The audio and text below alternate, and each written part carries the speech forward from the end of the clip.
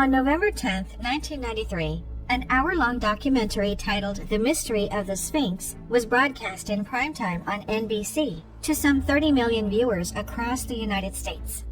The documentary, which would go on to win an Emmy Award for its work, detailed a series of geological and seismic surveys conducted around the Giza Plateau between 1991 and 1993 by a team of Egyptologists led by John Anthony West.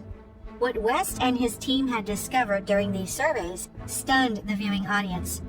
According to geological evidence, the Sphinx was not 4,500 years old, as was commonly accepted, but much older. In fact, over 10,000 years old, dating back well before the rise of Egyptian civilization as we know it. Further, seismic surveys showed a vast expanse of unexplored tunnels and chambers underneath the Sphinx, stretching deep underground. Documentary viewers and historians across the world wondered what this could mean, what secrets could be hidden in these unexplored depths. That same year, another team, led by German robotics engineer Rudolf Gantenbrink, sent a small robot equipped with a camera down an unexplored 8 by 8-inch shaft within the Great Pyramid. The robot crawled slowly for 200 feet until it reached a startling impasse, what appeared to be a door made of limestone or marble. More incredibly, the door seemed to have 2 copper handles on it. Metal, such as copper, is not found anywhere else in the Great Pyramid, leaving Gantenbrink and his team to wonder if they were in fact handles or perhaps keys, or something else entirely. More importantly, they wondered what could be behind this door. Curiously, Egyptian authorities called the door a hoax and banned Gantenbrink and his team from exploring further, despite their offers to give authorities the robot and even train Egyptian technicians to operate the equipment and open the door. The director of the German Archaeological Institute in Cairo, Dr. Rainer Stadelmann, strangely sided with the Egyptian authorities, insisting, "This is not a door. There is nothing behind it." That same year, Egypt's chief inspector for antiquities, Dr. Zahi Hawass, physically expelled John Anthony West and his team from the area after the broadcast of The Mystery of the Sphinx. When West attempted to obtain a permit to resume exploration in 1995, it was Hawass again who made sure the application was denied. "Zahi Hawass has basically obstructed us," a dejected West would later tell the New York Times.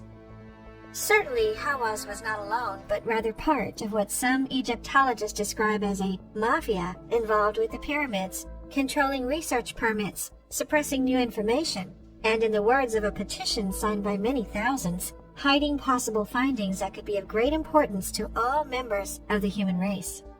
The question is, why? Why would Egyptian authorities obstruct significant research into its legendary wonders? And just what could these possible findings be that could have such great importance to all members of the human race? Perhaps hidden below the pyramids of the Giza Plateau is a history that predates ancient Egypt, a story that shakes accepted mainstream knowledge to its core. The question of what might be hidden under the pyramids did not start with John Anthony West and Rudolf Gantenbrink. Records show that in 1817, the British Consul General to Egypt, Sir Henry Salt, alongside the rogue Italian explorer Giovanni Caviglia, discovered a large tomb just west of the Great Pyramid, which opened up to a maze of subterranean passages. Unfortunately, these men were not historians and abandoned exploration of the passages when they found them devoid of the treasure they were hunting.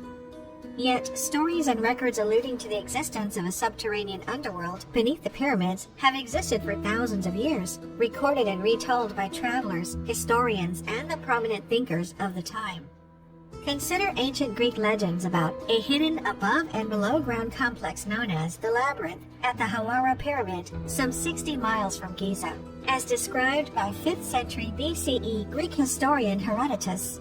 There I saw 12 palaces regularly disposed, which had communication with each other, interspersed with terraces and arranged around 12 halls. It is hard to believe they are the work of man. The walls are covered with carved figures, and each court is exquisitely built of white marble and surrounded by a colonnade. Near the corner where the labyrinth ends, there is a pyramid 240 feet in height, with great carved figures of animals on it, and an underground passage by which it can be entered. I was told very credibly that underground chambers and passages connected this pyramid with the pyramids at Memphis. The 1st century Roman historian Pliny wrote of a tomb deep below the Sphinx, which he described as a tomb of a ruler named Harmachis that contains great treasure. Iamblichus, a 4th century Syrian philosopher, described an entranceway to a subterranean underworld through the body of the Sphinx. In his own words, "This entrance, obstructed in our day by sands and rubbish, may still be traced between the forelegs of the crouched colossus. It was formerly closed by a bronze gate whose secret spring could be operated only by the Magi. It was guarded by public respect, and a sort of religious fear maintained its inviolability better than armed protection would have done. In the belly of the Sphinx were cut-out galleries leading to the subterranean part of the Great Pyramid. These galleries were so artfully crisscrossed along their course to the pyramid that, in setting forth into the passage without a guide throughout this network, one ceasingly and inevitably returned to the starting point." These crisscrossed galleries sound not unlike a labyrinth. In the 10th century, historian and geographer Masudi wrote about this subterranean underworld, and again in the 14th century, an Arab writer named Al-Talamsani recorded the existence of underground passages beneath the pyramids in a manuscript still kept in the British Museum. In fact, as British explorer Andrew Collins pointed out, ancient funerary texts clearly allude to the existence of a subterranean world in the vicinity of the Giza pyramids. Even the name of the area itself suggests this to be true. Giza was called Rostau in ancient times. Rostau translates to the mouth of the passages, the gateway to the Duat, or the other world. If history and modern scientific research are to be believed, there can be little doubt that a vast subterranean underworld exists beneath the Giza Plateau. But what is it for? And who built it? In the 1930s, famed American psychic Edgar Cayce, known as the Sleeping Prophet, made a curious assertion. He claimed to have received a vision that the Sphinx was not 4,500 years old, as was commonly accepted, but rather over 10,000 years old. And further, that concealed beneath it was a so-called Hall of Records containing ancient knowledge and wisdom, the true history of the human race. Were these the ramblings of a lunatic, or something more? As early as 300 BCE, the Greek philosopher Crantor spoke about pillars of stone which lined passageways under the pyramids, pillars with a record of prehistory chiseled into them. In the 4th century, Roman historian Ammianus Marcellinus noted ancient knowledge recorded on subterranean walls beneath the pyramids, designed, he believed, to preserve said knowledge through the Great Flood. Masudi, writing in the 10th century, described how written accounts of wisdom and acquirements in the different arts and sciences were hidden deep under the pyramids, that they might remain as records for the benefit of those who could afterwards comprehend them. In his own incredible words, "I have seen things that one does not describe for fear of making people doubt one's intelligence, but I have still seen them." In the 1400s, Christian Rosenkreutz, the founder of the Order of the Rosicrucians, spoke of a secret chamber beneath the ground of the Giza Plateau, filled with library books containing ancient knowledge. It must be asked, if such a cache of knowledge does, or even might exist, why would this existence be so vigorously denied by Egyptian authorities? Why would further research and exploration be subverted and shut down? Why would these authorities assert, as they did in 1972, that no one should pay any attention to the preposterous claims in regard to the interior of the Great Pyramid or the presumed passageways and unexcavated temples and halls beneath the sand in the Pyramid District? Imagine that records hidden beneath the pyramids revealed a pre-Egyptian culture, as alluded to by historians across the ages, a timeline of history which shows that Egyptians were not in fact the builders of the pyramids. If this were the case, then the opposition of Egyptian authorities would be quite understandable. Yet perhaps there are darker, more nefarious actors at work, what Australian author Tony Bushby described as a hidden level of censorship in operation. Perhaps the true secrets of the pyramids go beyond even a Hall of Records. In 2003, an archaeologist with Mexico's National Institute of Anthropology and History named Sergio Gomez Chavez was examining the damage caused by days of heavy rains around the Feathered Serpent Pyramid in the ancient region of Teotihuacan, outside of what is now Mexico City. At the foot of the pyramid, a torrent of mud and debris caused by the rains had opened a 3-foot-wide sinkhole. Perplexed, the small and wiry man tied a rope to his waist and lowered himself into the hole. What he found was a perfectly cylindrical shaft leading to a closed-off passage with extraordinary treasures: greenstone crocodile teeth, crystals shaped into eyes, sculptures of jaguars ready to pounce, sealed off from the world, unknown but for a fortuitous act of nature. At the end of the tunnel, Chavez discovered the most unexpected thing: large quantities of liquid mercury. Mercury is an extremely rare and conductive element that today is used primarily in electronics and automobiles, so the presence of this dangerous substance below an ancient Aztec pyramid has puzzled scientists. According to ancient Hindu texts, liquid mercury was part of the propulsion system which the gods used for their flying chariots. Perhaps it's no coincidence that liquid mercury was found in a temple built to honor Quetzalcoatl, the feathered serpent god that came down from the sky. In the years that followed, Chavez would use a radar device to create an underground map of the unexpectedly extensive collection of tunnels and chambers under the pyramid. Since then, both the Pyramid of the Moon and the Pyramid of the Sun, also in Teotihuacan, have had similar subterranean underworlds mapped using electrical resistance technology. While many may initially think of Egypt or Mexico, the fact is, pyramids appear on every continent. This begs the question: how many of these pyramids have a similar subterranean world beneath them? Consider, starting in 2005, an extensive tunnel and chamber network was found beneath the Bosnian Valley of the Pyramids, or that in 2014, archaeologists uncovered a hidden underground tunnel system running from the Peruvian city of Cusco to the Pyramid of Intihuatana at Machu Picchu. How many more examples might be found if exploration was allowed or even encouraged?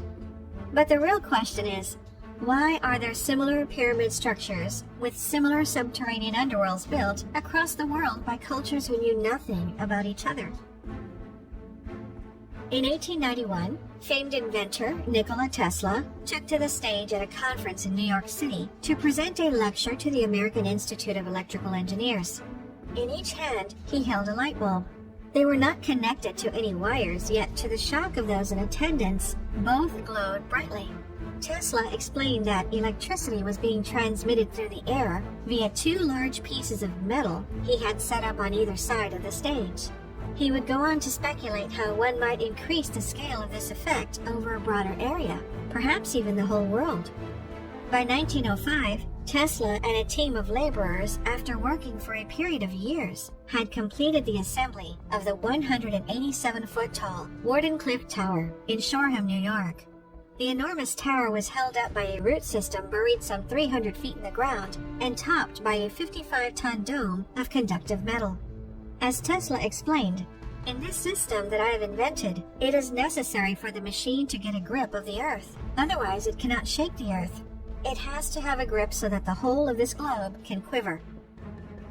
The idea was to pump the planet with electricity, which would intermingle with the natural telluric currents that move throughout the Earth's crust and oceans. Quiver indeed. The tower would project energy skyward through its huge metal top, into the electricity-friendly ionosphere, some 50 miles up. From there, it could then be harnessed, as with Tesla's light bulb demonstration, by homes and vehicles using small antennas to tap into the energy conduit. In this way, Tesla believed he could harness the energy lodged within the Earth and transmit it all over the globe, providing the entire planet with unlimited free energy.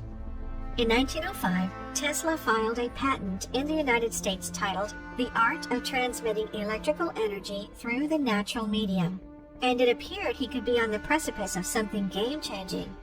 Yet, that very same year, Tesla's financial backer suddenly abandoned him, and the project collapsed. Interestingly, his financial backer had been J.P. Morgan, one of the richest people on Earth, and a man who had amassed his fortune by financing the captains of oil and industry. That is, the very entities which would be put out of business by a new unlimited energy source.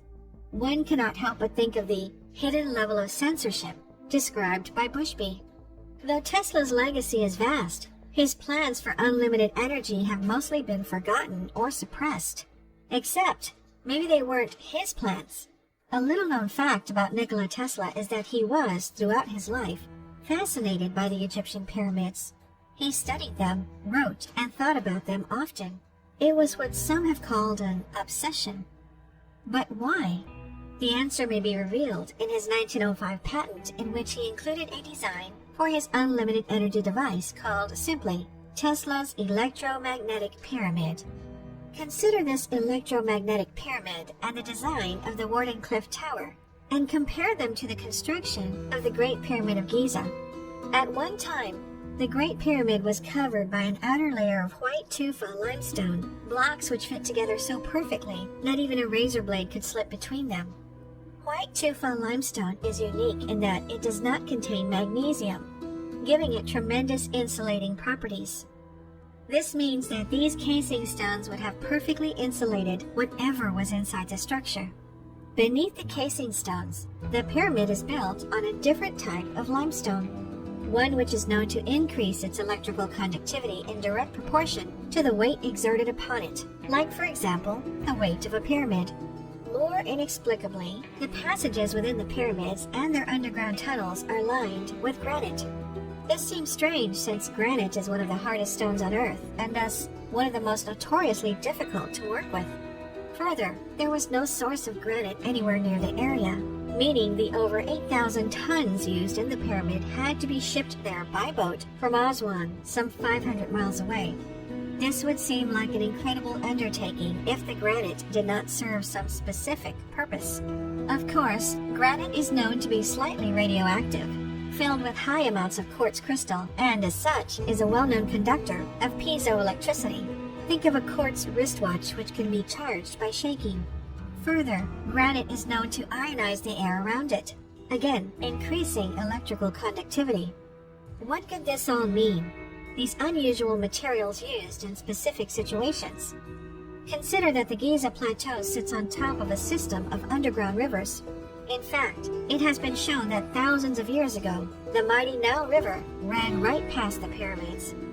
Is it possible that the pyramids were built to harness the piezoelectricity of the currents of these rivers? Could this explain the vast network of underground chambers and tunnels? Only 2 years ago, an international research group published a study in the Journal of Applied Physics, which showed that the Great Pyramid could concentrate electromagnetic energy in its internal chambers as well as under its base. Some thinkers have begun to put the pieces of the puzzle together. The theory has been described as follows. Water from underground rivers travels through the subterranean tunnels, up into the limestone through capillary action. From there, the construction of the pyramid creates an internal 3D field of harmonic vibrations and provides space to allow the energies to mingle within. The apex of the pyramid creates a spin field within its center, and once energy has entered, it careens off the 5 identical angles and is projected in a beam towards the center, where a pillar of the fused vibrations occurs. In other words, like Tesla's Wardenclyffe Tower, energy is drawn from the Earth and projected skyward. Historically, the Great Pyramid was topped by a gold cap. Gold is one of the most electrically conductive materials on Earth. The gold top then providing a path for electricity to shoot up into the ionosphere, much as with the 55-ton metal bowl which topped Tesla's tower. The similarities between Tesla's plans for unlimited energy and the construction of the Great Pyramid, alongside Tesla's apparent obsession with the subject, have led many to speculate that the Great Pyramid of Giza was, in fact, an ancient power plant, able to project energy which could then be harnessed at individual locations. Many have noted the appearance of obelisks throughout Egyptian culture and, in fact, around the world. Made of granite and topped with quartz, these obelisks could have acted much like Tesla suggested antennas could, tapping into the energy conduit produced by the Great Pyramid. It has been suggested that the history of an electrical Egypt is actually told in the Bible through the story of Moses. As one of the Pharaoh's closest advisors, Moses would have been privy to all the ancient secrets of Egypt, including, it could be assumed, the secrets of energy, if such secrets did exist. Some have suggested that the biblical Ark of the Covenant, described in the book of Exodus as a gold-covered wooden chest containing the 2 stone tablets of the 10 Commandments, is actually a metaphor for the superconductor at the core of the Great Pyramid, which powered ancient Egypt. Rather than having received the 10 Commandments from a mountaintop, Moses instead took the Ark of the Covenant with him when he fled Egypt, perhaps explaining why, in possession of that which made Egypt great, Moses and his people would have been pursued so ruthlessly by the Pharaoh, as described in the book of Exodus. This may also add a new twist to the story of Moses parting the Red Sea. What type of electrical wizardry could this be a metaphor for? Interestingly, historical references show that Egyptian civilization reached its peak during the reign of Ramses II, the pharaoh at the time of Moses, before collapsing shortly thereafter. According to mainstream consensus, it is not so complicated. The Great Pyramid is simply a tomb, as many pyramids are believed to be. It has no secret purpose or metaphorical history, just another tomb. Except, the Great Pyramid does not contain any of those things found in Egyptian tombs elsewhere. No extravagant artifacts or opulent wall art, no sealed entrances. There were not even any mummies. If not for these things, then for what? Could it really have been a power plant? Consider the mysterious Baghdad batteries, 2,200-year-old clay jars found near Baghdad, Iraq, described as the oldest known electric batteries in existence. Or consider that ancient Egyptian carvings and art consistently appear to depict giant light bulbs, like the ones found in the Dendera Temple. In fact, Iamblichus described an experience in the underground tunnels and chambers below Giza as follows. We came to a chamber. When we entered, it became automatically illuminated by light from a tube being the height of one man's hand and thin, standing vertically in the corner. As we approached the tube, it shone brighter. The slaves were scared and ran away in the direction from which we had come. When I touched it, it went out. We made every effort to get the tube to glow again, but it would no longer provide light. But these types of stories of strange happenings around the Giza Plateau have been commonplace for centuries.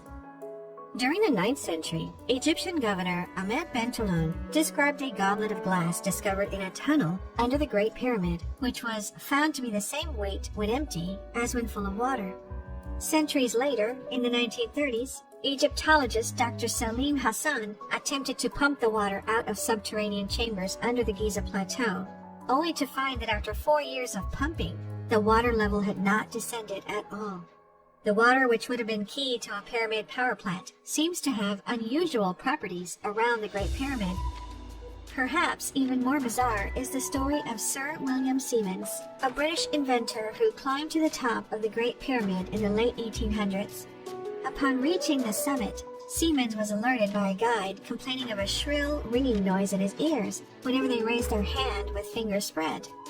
Siemens raised his own hand and felt a prickling sensation spreading through it. Moments later, when he went to take a sip of wine, he received an electric shock when his lips touched the bottle.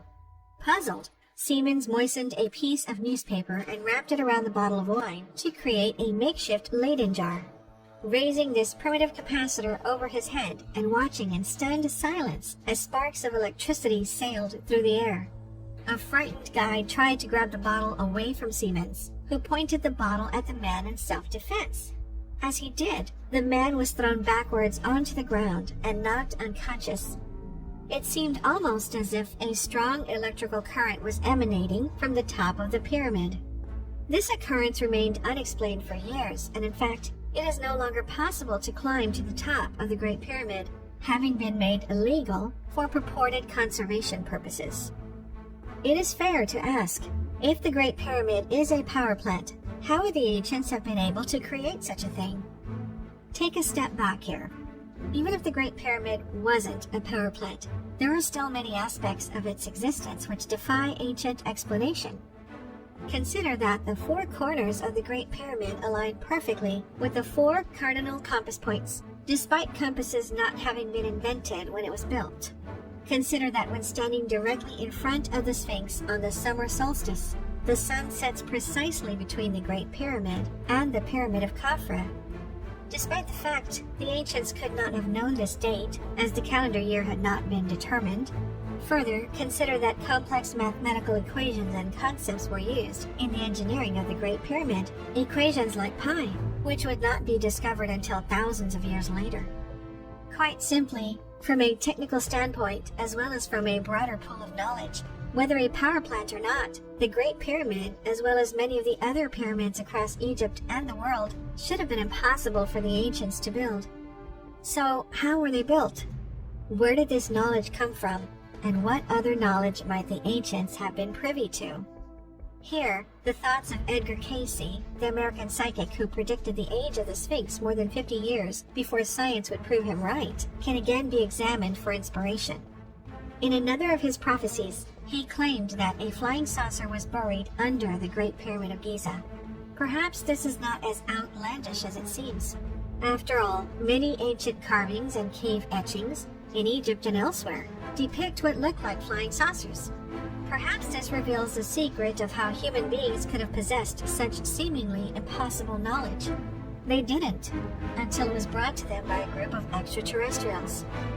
Ancient Sumerian texts, which predate Egypt by thousands of years and, in fact, represent the work of the dominant civilization in the area at the time the Sphinx was actually built, tell the story of gods called the Anunnaki, which some modern scholars have interpreted as aliens, visiting the Earth and intermingling with humans, bringing futuristic technology and incredible knowledge. Perhaps it was these Anunnaki who built the Great Pyramid as a power plant for their advanced society. Perhaps this even explains the existence of similar pyramids with similar subterranean networks constructed across the world by cultures who apparently knew nothing about each other, a sort of global power network set up by the Anunnaki. Interestingly, Sumerian texts speak of the secret abode of the Anunnaki as an underground place, entered through a tunnel, its entrance hidden by sand, and by what they call Huwana, his teeth as the teeth of a dragon, his face, the face of a lion. Could the Anunnaki be the key to ancient knowledge long lost? To the unlimited free energy sought after by Tesla? To a different understanding of human history? And even to what the human race is? The short answer is yes. The longer answer is watch more to find out. If you enjoyed the video, please hit the like button. And if you're new, press subscribe and the bell next to it for future notifications.